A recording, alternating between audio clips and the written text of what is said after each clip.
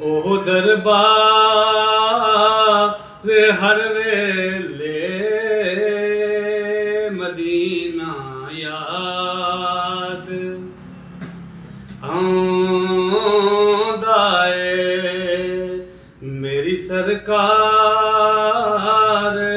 हर वेले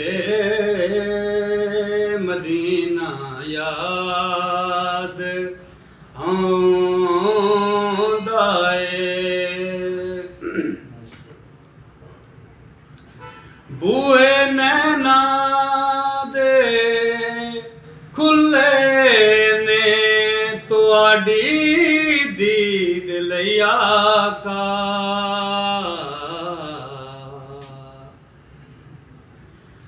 बूहे नैना दे खुले ने तुहाडी दीद लई आका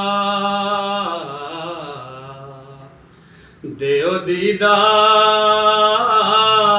हर वेले मदीना याद आंदा ए देओ दीदार हर वेले मदीना याद आंदा ए मेरी सरकार हर वेले मदीना याद आंदा ए।